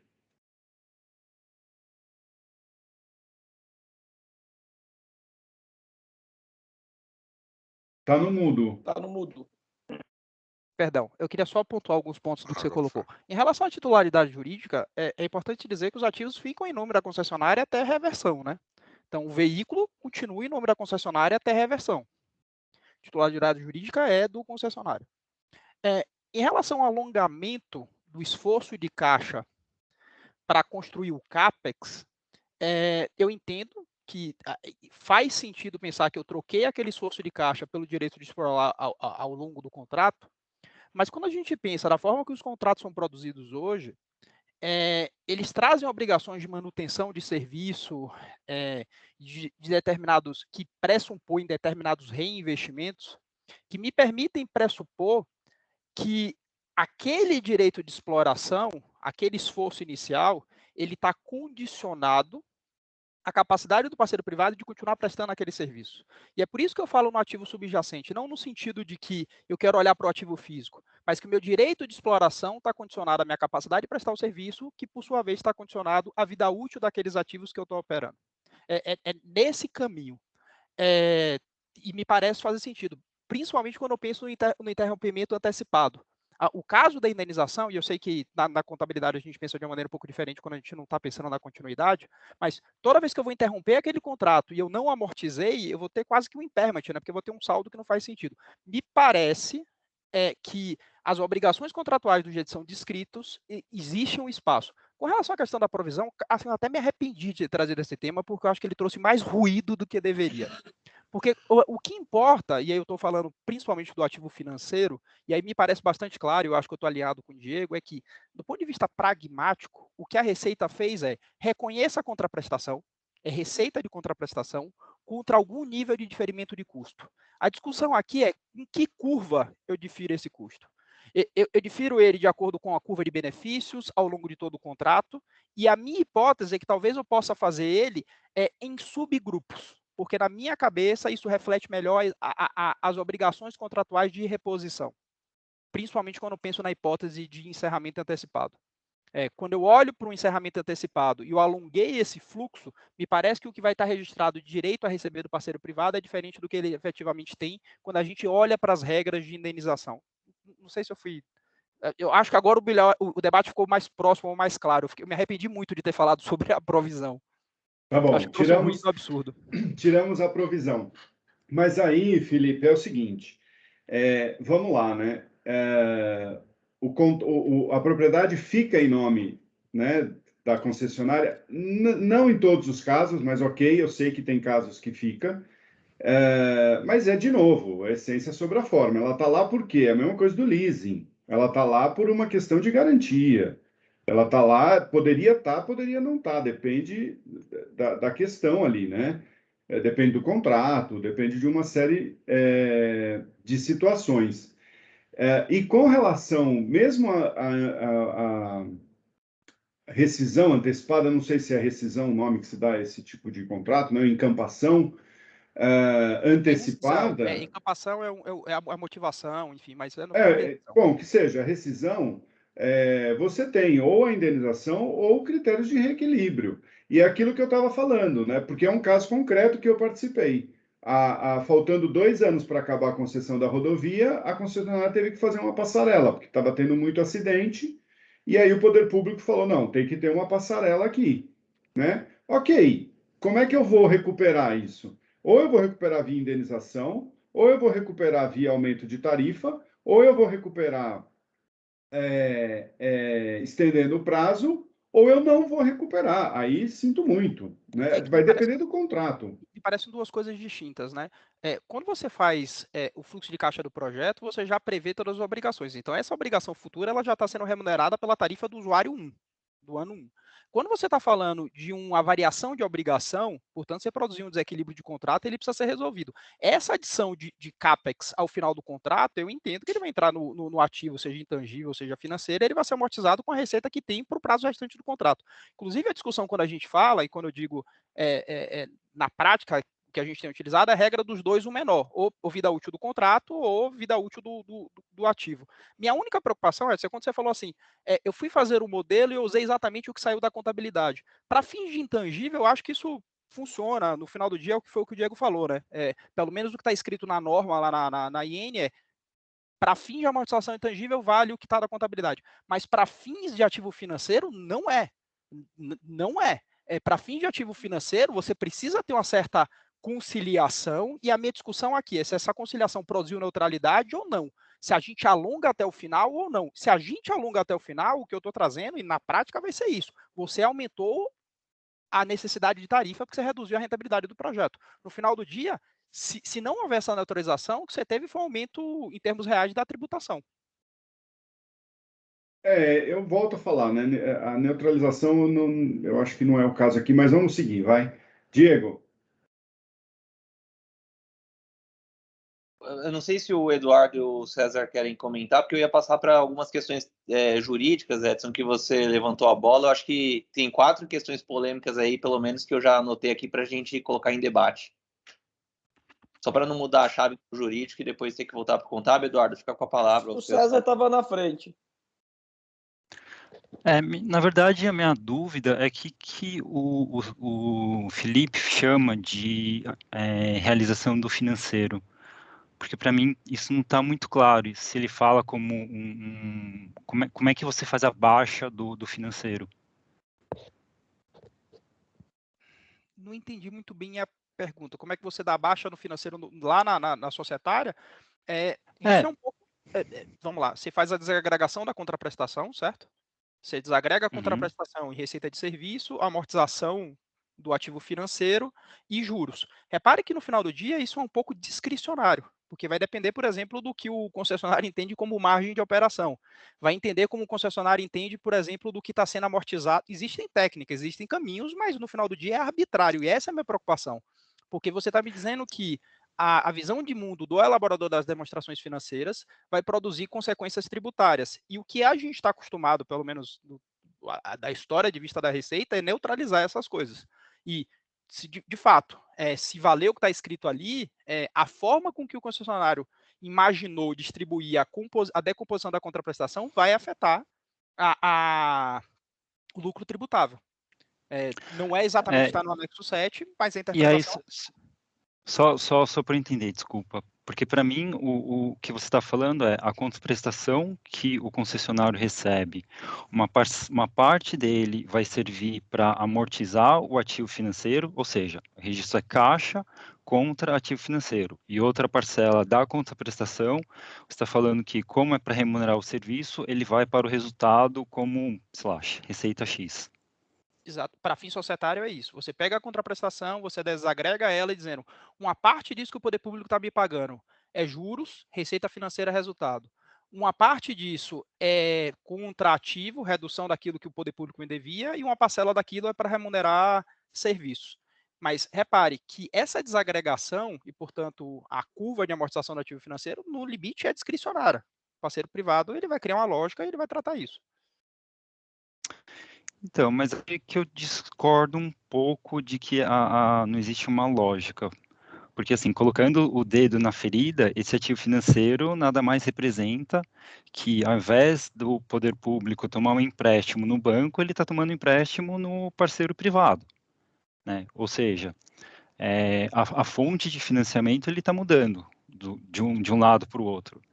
E eu acho que esse que é essa grande questão quando a gente vai pensar também nas contas públicas. Tá, mas né? o que Porque, é que se relaciona com a curva de amortização que o parceiro privado vai escolher? na verdade, a curva de amortização deveria ser ou a TIR de projeto ou a remuneração contratada no início para o pagamento desse ativo financeiro. Mas Não é que ela vai... quem definiu essa curva de TIR, isso não é variável ao longo do tempo? De novo, a gente está falando de escolhas do elaborador, né? Uma visão de mundo do elaborador. Então, assim, pelo menos quando eu discutia, e aí eu peço até licença, porque eu estou um pouco fora da área, já tem um certo tempo, mas quando eu discutia, a ideia de ter o ativo financeiro, entre aspas, parado em termos de TIR real, é para você poder exatamente dar a segregação da sua compensação, né? Então, Faço isso sempre, na planilha funciona, a questão é na vida sim, real, sim. tá trazendo em termos de projeto, sim. É. E aí também, quando eu discutia, a partir do momento que existe uma contraprestação, é um direito incondicional de recebimento de caixa, né? Então, quando eu discutia com o meu pessoal de projeto, parte financeira, falava, se a gente tem que ter uma taxa definida, aí essa taxa realmente é o ponto de discussão sempre, que você vai trazer a valor presente toda a sua contraprestação e você sabe qual que é o seu montante do ativo financeiro, né? Então, e aí o que você gastar além disso, em tese, vai ter que ser seu ativo intangível, porque não captura mais ativo financeiro. É isso que mas César, veja, eu entendo a mecânica, Uhum. mas o que eu quero dizer é que existem diversos caminhos para você chegar em resultados razoáveis, e no final do dia o que você está montando existe uma certa discricionariedade do elaborador na hora de desagregar a contraprestação. Depende de premissas, e esse é meu ponto. Você está trazendo subjetividade para fim de apuração, uma subjetividade do elaborador para fim de apuração do lucro fiscal. Esse é meu desconforto. Não é nem o alongamento em si. Meu maior desconforto é porque se você levar na literalidade, a taxa que o cara escolheu, a forma com que eles agregam a prestação vai mudar o lucro fiscal. Mas ele, no lucro fiscal para fim de apuração do imposto de renda, você diz. Porque no fundo, esses componentes que você está levando a resultado, você deveria excluir e considerar somente o seu recebimento, né? Então, se você tem uma parcela da contraprestação que ele não está impactando o resultado, porque ele é efetivamente o recebimento do principal, que é o seu ativo financeiro, você deveria voltar com esse valor para a apuração do seu imposto de renda, né? Então, Mas isso é feito no LALU, o fato de você... Desculpa? Mas isso é feito, né? O anexo 7 fala exatamente isso, a 168 até 171 fala exatamente isso, né? A forma de conciliar. A discussão, pelo menos que eu trouxe aqui, é se essa conciliação trouxe neutralidade ou não. O Edson vai me matar, porque na cabeça dele não tem nem a pau. Não, na eu minha concordo com o cabeça, Edson. não. Na lei não tem. Não é na minha cabeça. Mas no fundo, com esses ajustes que a 12973 trouxe, você estaria voltando para quase que um regime de caixa, né? Considerar o seu lucro conforme o seu recebimento da contraprestação, independente da forma que você desagrega essa contraprestação nas diferentes contas da contabilidade. Posso compartilhar telas com vocês de maneira muito breve? Claro. Claro. Vou trazer uma tela, acho que o Diego conhece, eu usei outro dia com ele. Vamos lá, aqui a gente tem um exemplo, tá? Com relação ao tratamento lá do AVP, tá? A gente tem a movimentação do ativo financeiro, por alguma razão eu usei a Price para tentar replicar o anexo 7, juros, parcela, então olha aqui para a DRE, tá? Receita de construção, receita de operação, o AVP quando você traz a receita de construção cheia, os juros, receita financeira, do jeitinho que está no CPC 01. Lucro societário nominal, certo? Adições e exclusões do AVP exatamente da forma como está descrito no anexo 7, quer dizer, você tira a receita financeira que foi reconhecida, você adiciona o AVP de maneira linear, ou seja, você dividiu, de certa forma, tentando linearizar, né, que é o que a receita normalmente tenta, e aí você chega no lucro fiscal. Repare que, do ponto de vista atemporal, a soma é igual e vai ser sempre, mas eles têm curvas diferentes, né? O que eu tento mostrar, eu acho que um monte de gente, o mundo inteiro já deve ter feito isso, é que, no final do dia, essa curva que está aqui, para o lucro fiscal, ele nada mais do que uma tentativa de contraprestação, que é o que está descrito aqui em cima, contra uma distribuição linear dos custos, né? Então, se você fosse pegar, por isso que eu falo, o velho papai e mamãe, receita contra custo diferido de maneira linear. O anexo 7, ele traz essa característica, assim, tá lá. A discussão que eu trago, e eu acho que o Diego também traz, posso dividir em 2 temas. O do Diego é um desconforto com relação a essa curva, uma vez que é R sobre C, né? Receita contra o contrato, e essa receita muda ao longo do tempo, então isso daqui não seria exatamente linear, ele teria algum tipo de inclinação. E no meu caso, é que eu tenho um desejo de desagregar esse montante financeiro em coisas menores, como se fossem pequenos recebíveis, porque na minha cabeça isso casa melhor com as obrigações contratuais. Não me parece fazer sentido dizer que eu comprei um veículo que eu utilizei na operação, o poder público tem que me pagar, e que esse recebimento vai se dar até o final do contrato. Me parece que esse recebimento, ele se dá até o momento que aquele veículo se acaba, e que quando eu compro outro, o poder público passa a me pagar um novo veículo. Porque senão, o que vai acontecer na prática é que se eu tivesse, lá, 5 veículos, até o último ano do contrato, o poder público está me pagando esses 5 veículos. É como se eu se dividisse esse pagamento até o final, alongasse. Na minha cabeça, isso não funciona tão bem, ou não representaria muito bem o que está descrito no contrato. Não sei se eu fui claro agora.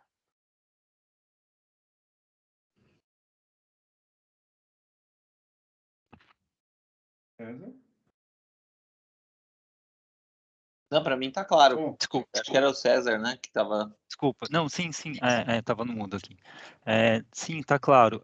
Acho que talvez a pergunta subjacente também, e aí que eu estou falando de colocar o dedo nas feridas, é até que ponto as concessionárias estão dispostas a efetivamente reconhecer todas as obrigações dentro do contrato, né? Porque se você começar a colocar todas as obrigações de recapeamento, toda obrigação que ela tem de comprar, de fazer essa troca de veículo a cada 5 anos, 6 anos, já deveria talvez surgir como a provisão, né, que é o que você está colocando. Então, ele volta na linha de aquilo que o Edson estava falando, de entender quais são as obrigações e qual que é o feixe, né, de direitos e obrigações que as concessionárias têm derivados do contrato.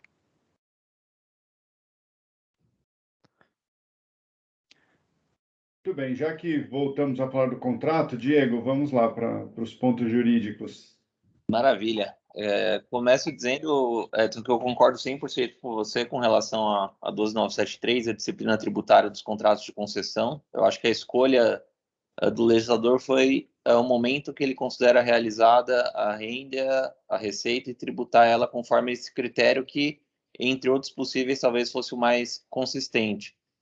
Mas ainda assim, acho que existem dúvidas sobre qual o limite de absorver para fins tributários a essência econômica das FRS. E eu separei 3 ou 4 exemplos que eu vivenciei recentemente, alguns em autuações, outros em receita, consulta receita e tal.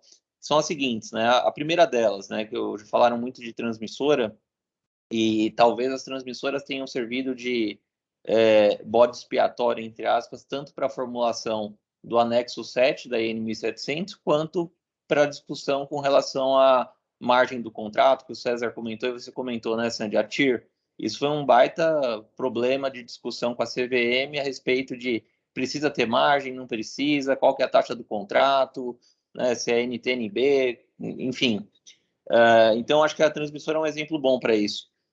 Quando a legislação tributária incorporou a ICPC 01, ainda quando existia ativo financeiro, depois que o CPC 47 passaram a reconhecer ativo de contrato, porque chegaram à conclusão que não era somente a passagem do tempo que faria com que a transmissora recebesse o caixa, né, da prestação de serviço dela, a lei tributária meio que partiu da premissa de que, olha, como a contabilidade fala que a transmissora reconhece um ativo financeiro representativo de direito incondicional de receber caixa, o legislador seguiu um parâmetro que é diferir a tributação para o momento do recebimento. Ou seja, a partir do momento que eu construo, eu reconheço uma receita de construção e custo de construção, e esse lucro, em tese, poderia ser tributado pela redação da legislação atual, só que o legislador optou por diferir a tributação. Quando que isso impacta, principalmente quando faz modelagem econômico-financeira para ver o fluxo de caixa do projeto? Se você tenta mudar de real para presumido, por exemplo, em determinado ano da concessão, aquilo que foi sendo excluído para tributar conforme o recebimento é tratado pela legislação hoje como algo que você deva pagar de pedágio nessa mudança de regime.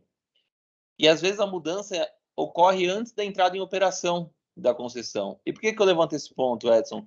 Porque os contratos de concessão, como você bem mencionou, são antigos, muito antes até da OCPC 08, que tratava principalmente de distribuidora, não era o caso de transmissoras, mas também os contratos antigos tinham e ainda continuam os atuais preservando cláusulas que dizem o seguinte: olha, a transmissora tem direito ao recebimento da RAP quando da efetiva disponibilidade da infraestrutura, quando da entrada em operação. A RAP é a receita que é devida quando prestado o serviço, ou seja, o próprio contrato que rege a concessão diz que o direito ao recebimento de caixa surge na prestação do serviço, não antes disso. E aí minha dúvida é, eu mudando de regime de real para presumido, como a Receita já mencionou na 157, aquilo que estava sendo diferido, fruto de FRS, é renda realizada que foi diferida, a tributação? Esse caso eu tenho dúvida, inclusive eu tive uma autuação recente, que era até diferente disso. A transmissora estava no presumido, na ECF ticou equivocadamente regime de competência e não de caixa, e a Receita autuou toda a receita de construção no seguinte sentido: olha, você poderia ter optado caixa ou competência, como você ticou competência, você tributa essa receita bruta agora. Só que, afinal de contas, a receita bruta, do ponto de vista jurídico da transmissora, ocorre a cada prego que ela coloca na concessão ou quando entra em operação e o contrato diz que aí sim ela faz jus a recebimento da RAP? Né? Esse seria o primeiro ponto. O segundo, pensando na questão da propriedade jurídica, Edson, que foi comentada há pouco, eu tenho dois problemas recentes, um estadual e um municipal. Eu gosto de dizer que quando a Receita e o Artuso, acho que era da época, né, participou de reuniões com a Brasca, GDEC, RTT, ninguém combinou com os SUSs, e os SUSs aqui que eu chamo são estados e municípios. O que tem acontecido? Estado olhando para a demonstração financeira base FRS e falando, opa, como assim está tomando crédito de CMS se agora você tem intangível? Essa contabilidade só mostrou que você nunca foi proprietário desses ativos que antes eram imobilizados. E aí nega direito ao crédito. Aí eu fiquei pensando, bom, então nesse caso em que o Estado levanta a mão e autua dizendo que, olha, você não tem direito a crédito porque agora é intangível, não mais imobilizado, se eu tenho um projeto, por exemplo, Sandy, que você conhece muito bem, de PPP de iluminação pública, que eu importo uma porrada de equipamentos do exterior, será que eu posso bater na porta desse Estado e falar, olha, você ontem disse que eu não sou proprietário jurídico, então é imune essa importação? Afinal de contas, se você é o proprietário, tem imunidade aqui? Olha como começa a criar essa discussão sobre propriedade jurídica. E um auto do mês passado, Edson, foi muito interessante. Eu não me recordo se tem outros, mas o município autuou uma concessionária baseada também nas demonstrações financeiras e disse o seguinte, opa, você tem receita de construção aqui, cadê o ISS? Aí só não, mas é uma receita para fins contábeis, que olha para a eficiência econômica, você não tem nem contraparte, tomador e nem preço, ninguém vai te pagar esse valor, é só uma expressão do custo de aquisição do intangível que você vai explorar ao longo do tempo, autuou por ISS. E aí, só para encerrar, a singela disciplina tributária na 12973, no caso do intangível, é um artigo, que é o 35, e ele, diferentemente do 36, que fala do financeiro, que especifica que a etapa de construção, o 35 fala o seguinte, professor Eliseu, o resultado do reconhecimento de ativo intangível é diferido para o momento da realização desse intangível. Ponto. Não fala de etapa de construção nem nada. Quem diz é a IN 1700. A gente está vendo uma série de discussões envolvendo reequilíbrio econômico-financeiro de contrato, prorrogação de prazo de concessão, que contabilmente o pessoal encaixa no intangível da ICPC 01.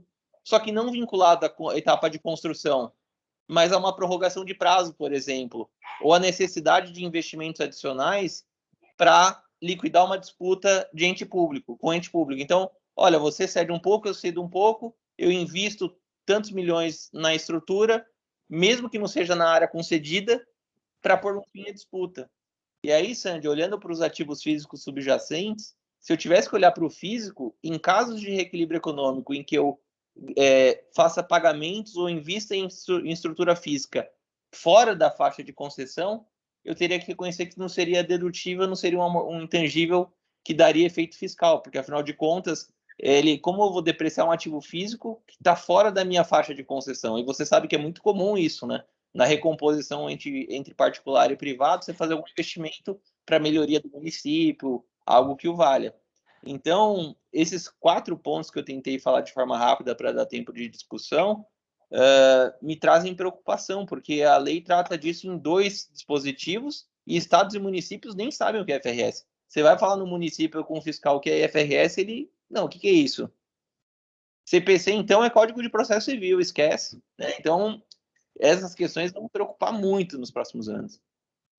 Diego, eu não, de maneira nenhuma, eu quero subestimar essas discussões, mas é por isso que a gente tem que discutir e chegar numa linha, né? O Eduardo Flores falou no pecado original, eu queria lembrar da salvação original, que é a teoria. Se eu tenho uma teoria bem colocada, uma equação bem colocada do ponto de vista teórico, isso me ajuda a resolver vários problemas, né? Então, se eu vou falar, bom, mas veja, o caso do presumido, né? A concessão não é o único problema, não. O valor justo está na mesma situação, né? E que o Artuso lembrou do setor imobiliário, é um problemão para o setor imobiliário a questão do valor justo. Agora, a gente tem que pensar no que a lei quis. Ela não vai, nunca, nenhuma lei conseguiu resolver todos os problemas. Por isso que você vai ter que ser iluminado por uma regra geral, por uma teoria aí por trás, né? Então, é por isso da discussão. E por isso que eu tenho receio, viu, Felipe, em falar neutralidade, porque é isso. E aí eu vou contar uma história rapidinha sobre isso. Logo na entrada em vigor da 12973, foi em 2015, tinha uma empresa que continuou separando a contabilidade tributária, a contabilidade antiga para fins tributários e a contabilidade nova. E só distribuía dividendo com base naquilo que ela tinha na contabilidade antiga. Porque a Receita Federal exigiu isso na época do RTT. Por quê? Porque ela falou, não, a neutralidade se manteve. Não, a neutralidade não se manteve. Agora é outra história, né? E se aumentou o tributo, paciência, também diminuiu, por exemplo, no caso da depreciação. Né? Você consegue fazer planejamento com base em depreciação e pagar menos, né? Do que você está distribuindo para os seus sócios. Então, mesmo no valor justo, você consegue pagar dividendos com base no valor justo sem que ele seja tributado. Então, assim, mas eu entendo, Diego, eu concordo com isso. Agora, estados e municípios, aí nem estava na pauta, porque aí nós vamos ter que ter uma reunião para estado, uma reunião para município, né? E não só, talvez, né, aproveitando o gancho do professor Eliseu aqui também, né, que pelo menos é o único que está na tela, mas rediscutir a questão de receita de construção, né? Por que eu vou separar? Não, porque eu estou construindo. Bom, tá bom. E aí vira aquela questão: precisa ter margem? Não precisa ter margem? Tem concessionária que tem margem, tem concessionária que não tem margem. Né? Uma vez eu fui ministrar um curso de contabilidade e tributação para o setor de saneamento e eu peguei algumas empresas que tinham publicação de balanço. E dentro do setor, algumas tinham margem de construção, porque o auditor disse que precisava, e outras não tinham, porque o auditor disse que não precisava. Então, quer dizer, né, se a gente falou em algum momento de arbitrariedade, isso não pode acontecer, eu tenho que ter, né, um certo padrão aqui para essa conversa. Mas eu concordo com as coisas que você colocou, né? E Estado e município é outro livro, né? Não dá para pôr no mesma discussão. Fala, Felipe. Só para comentar 2 pontos que vocês trouxeram. Com relação a...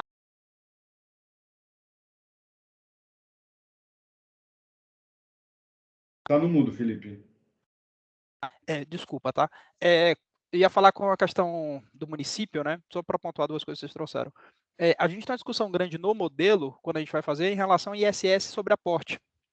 Porque está bem claro na 171, lá da 1700, quer dizer, para fins de lucro fiscal, difere. Mas tem município que fala, não, você recebeu, teve o fluxo de caixa, portanto você paga ISS no recebimento. Então você já tem um descasamento esquisito. Eu confesso que com relação à receita de construção, eu nunca vi município cobrando, porque você não tem a nota, né? Você não emitiu nota, não recebeu nota, então nunca vi acontecer.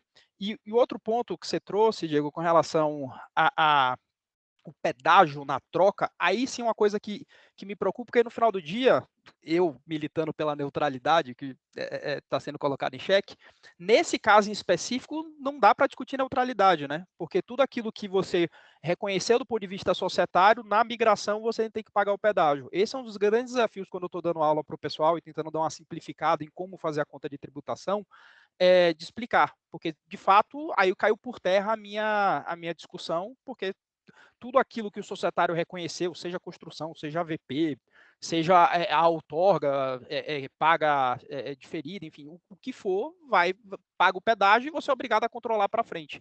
Então,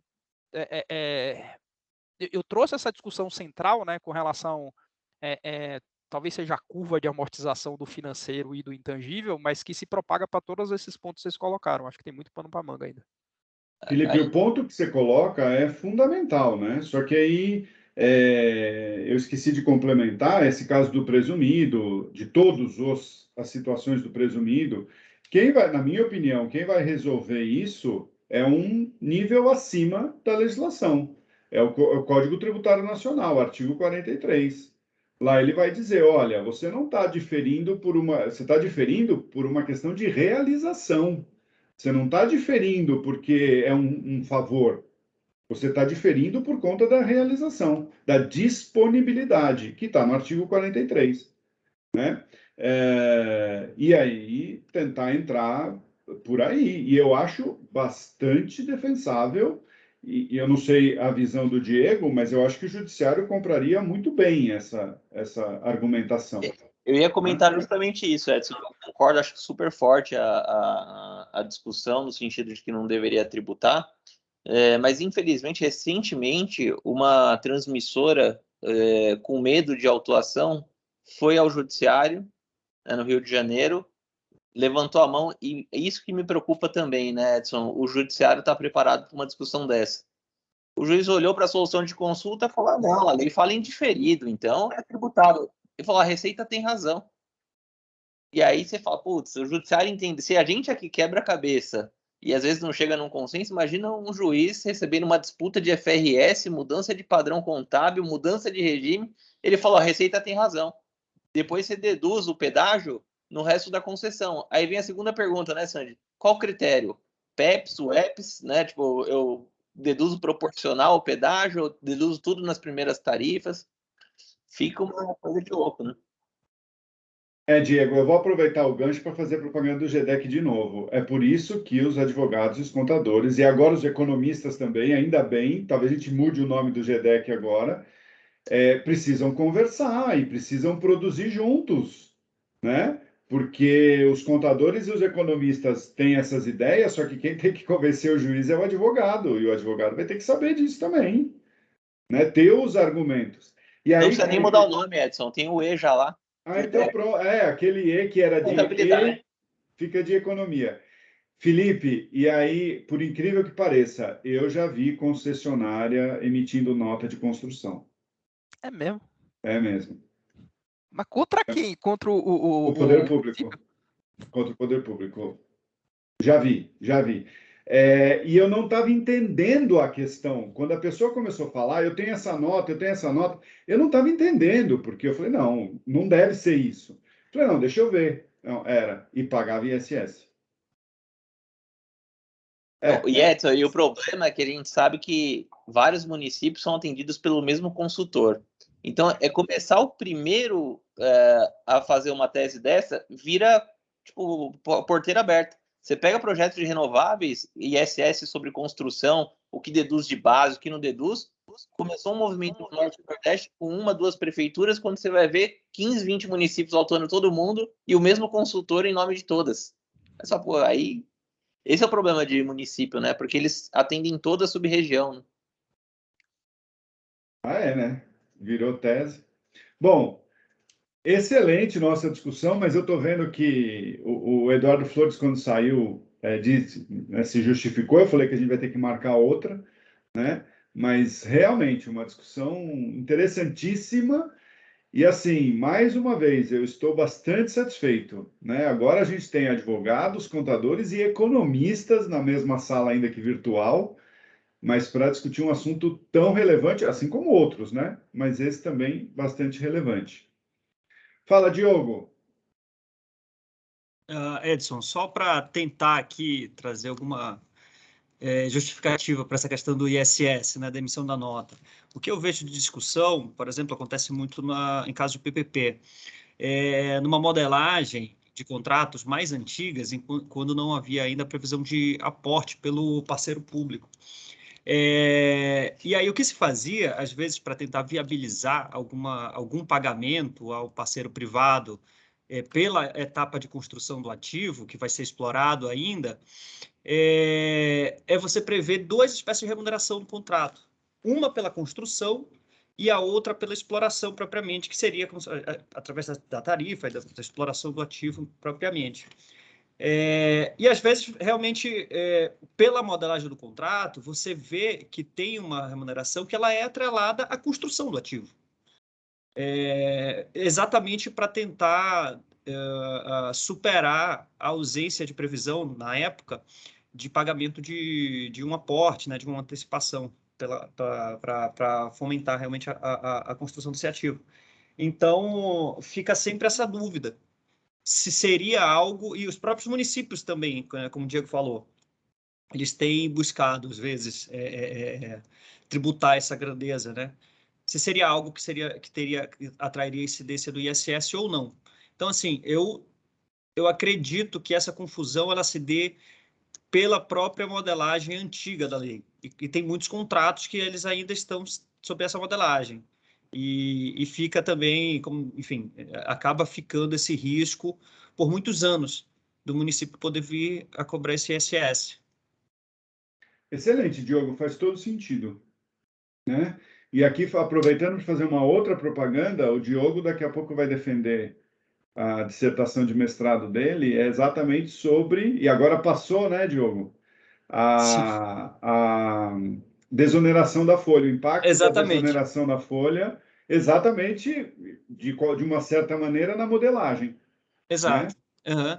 E aí todos serão convidados para assistir a defesa do Diogo, então. Muito obrigado, Edson. Fiquei bastante tranquilo agora, viu?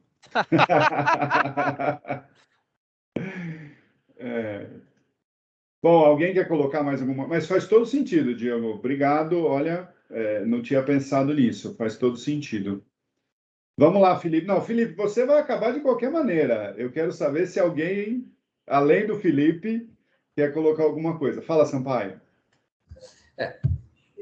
Eu queria complementar o seguinte: eu conheço um pouquinho do setor elétrico muito antes de todas essas mudanças. E só para apimentar um pouquinho, houve uma época, e aproveitando aí que nós estamos falando de construção, houve uma época que o setor elétrico, né, na questão aí de remuneração, sempre foi segregado. Antes de falar aí do diferido, a gente tinha imobilizado em operação e imobilizado em construção.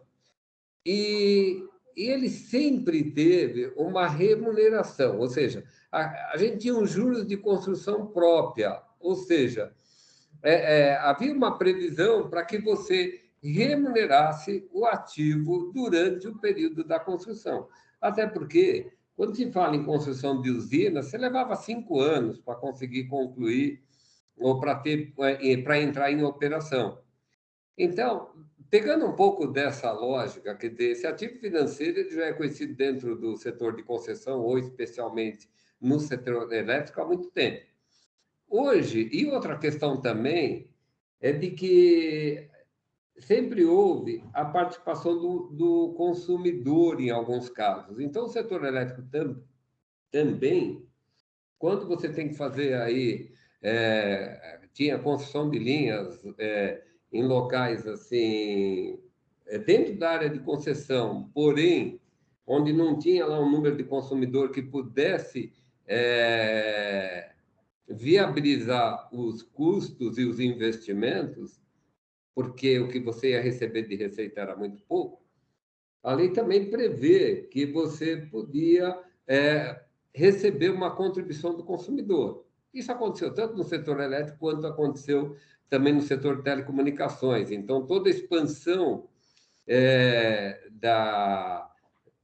de construção, o consumidor acabava contribuindo e pagando. No setor de telecomunicações, recebia lá de ações e tal. O setor também de energia, ele acabava deixando aquilo para depois entregar alguma coisa para o consumidor em termos de devolução disso. Aí, quando a gente fala de remuneração, aquilo que era a contribuição do consumidor, ela nunca entrou na base de cálculo da remuneração. Por quê? Porque o concessionário não fez investimentos na totalidade daquela obra que foi construída, né? Então, o que eu quero comentar com isso em termos fiscais e tributários, eu não me lembro de que a depreciação fosse excluída, já que não teve o investimento da concessionária. Havia sempre a preocupação dentro do sistema apenas da remuneração, ou seja, só a parcela financeira, né? E dentro do modelo de hoje, se a gente trouxesse um pouco desses conceitos, a gente observa que a diferença entre o projeto, como o Sandro está dizendo, e aquilo que a contabilidade faz, e hoje o fisco tentando ajustar isso e diferir no tempo, faz todo sentido, até porque a contabilidade é um resultado econômico e o projeto ele é financeiro. E o outro ponto, assim, até para questionar um pouquinho o Sandy, se a gente falasse e pensasse que toda a concessão ela vai até o final do prazo, seja de 20, de 30 anos, ninguém está pensando em interromper antes. Tá? É como a construção de uma sociedade. Dificilmente você fala, estou criando uma empresa para encerrar daqui a tantos anos. Ela é por prazo ilimitado.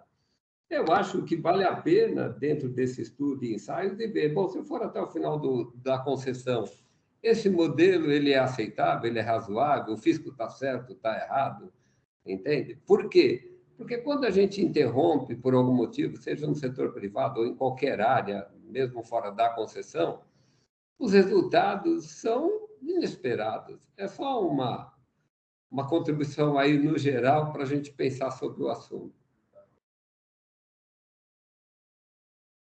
Muito bom, né? Tem muito que pensar mais um pouco, né? Bom, eu quero então, estamos chegando no horário que a gente costuma encerrar mesmo. Queria então, já agradecendo, passar a palavra para o... Bom, fala, Diego. Então, antes do Felipe... Eu só ia perguntar, Edson, se posso tomar a liberdade de compartilhar um link que tem um vídeo meu e do Flores explicando a parte contábil e tributária, né, da ICPC 01. Tem um material, né, da parte tributária e contábil, e também tem esse material que o Sandy projetou, só que numa versão extensa. Acho que tem 90 páginas lá o material, né, Sandy? E tem um podcast do Felipe Sandy explicando a modelagem econômico-financeira e esses impactos de FRS. Se puder, eu coloco o link aqui. Claro, pode pôr. Aliás, a gente tem uma regra aqui. Quando a gente faz referência à fonte, a gente tem que apresentar a fonte. Então, se fizer referência a um artigo, tem que pôr o link do artigo. Se fizer referência a um livro, tem que pôr a referência do livro. Essa é a regra nossa aqui.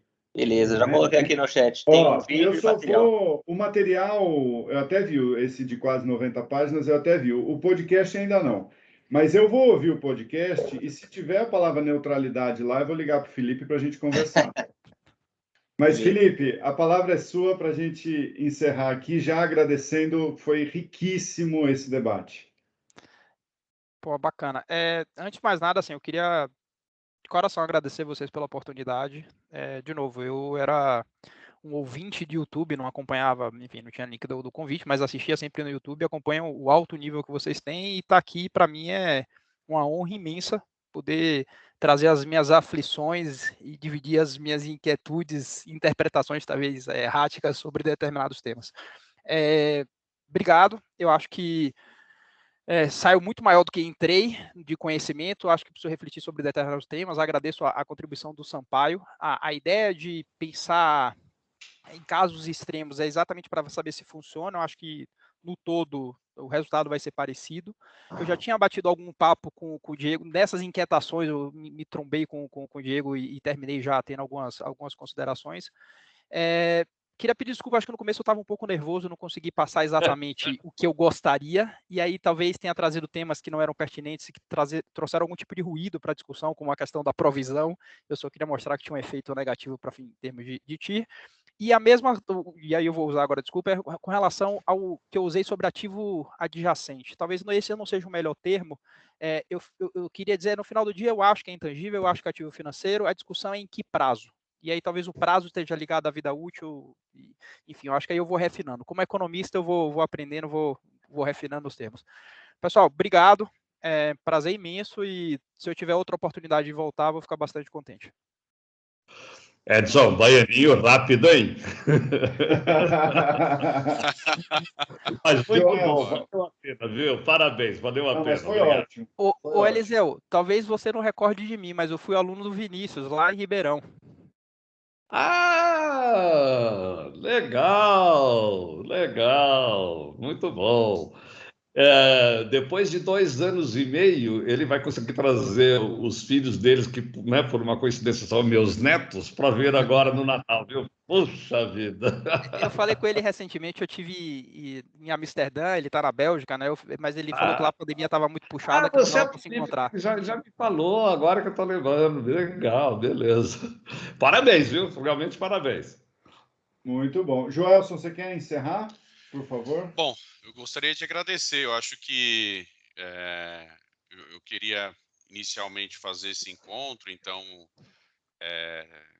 unir, né? Eu acho que acho que o terceiro ou quarto encontro, né, Edson, que a gente de alguma forma participa, e eu acho que você tem toda a razão, né? Assim, fazer essa junção de economia, contabilidade e direito é algo que gera muito valor para as discussões, né? Então, eu gostaria de agradecer aqui a oportunidade, enfim, de discutir, de trazer esse tema, na verdade, que hoje eu deixei mais vocês aí discutindo. Então, eu fui mais o promotor do encontro aí com alguns colegas, e eu acho que você abraçou a iniciativa. Então, mais uma vez, muito obrigado e parabéns, enfim, pela discussão que vocês fizeram. Eu acho que a gente teve aí agora... O pessoal já está, enfim, saindo, mas a gente teve um público, eu acho, bem expressivo, então é um tema que realmente chegamos interessa. a mais de 40. Exato, exatamente. Olha... Então, é um tema que eu acho que teve bastante interesse e vocês fizeram uma brilhante discussão. Então, parabéns aí, mais uma vez, muito obrigado. Parabéns, Sandy, e a todos pelo debate, pela discussão. Muito obrigado. Desculpa. Fala, Eliseu. Desculpa, Felipe, você foi do ESSEC? Fui. É lógico, tinha que ser curso bom, hein? Ainda mais que é cheio de gente boa. Você sabe o que é o ESSEC, Edson? Não. Então, é um curso que eu tentei, quando fui diretor da FE, eu tentei montar na FE, fui literalmente enxotado com a minha ideia, mas lá em Ribeirão, na FE de Ribeirão, que eu sou um dos que ajudaram a criar, conseguiram montar. É um curso que, durante 3 anos, é junto economia e contabilidade, e no 4º ano você escolhe entre fazer economia ou fazer contabilidade. Certo, Felipe? Isso aí. E aí, no 5º ano, você podia fazer a outra. E ainda fazer a outra, e você saía com os 2 diplomas, né? Aquilo que era sempre um sonho da gente, né? Que atualmente talvez precisasse ser um curso um pouquinho maior para ser de economia, direito e contabilidade. Mas essa junção de economia e contabilidade, eu sempre achei uma coisa Tá o exemplo aqui, vamos parar de falar. Tá aqui o exemplo. Bom, tá aí o exemplo do direito também, né, Eliseu? Está aqui hoje a minha nora, que também fez o ESSEC, não sei se é do seu tempo, A Isabela Isabela, ela era um ano Penteado. mais nova que a minha, eu era monitor dela. Ela é mulher do Eric, viu, Edson? Eita, mundo pequeno. Desculpa, gente, essas coisas particulares aqui em público. Um grande abraço. Parabéns. Bom, um abraço a todos. Tchau, tchau. Até mais, tchau, tchau.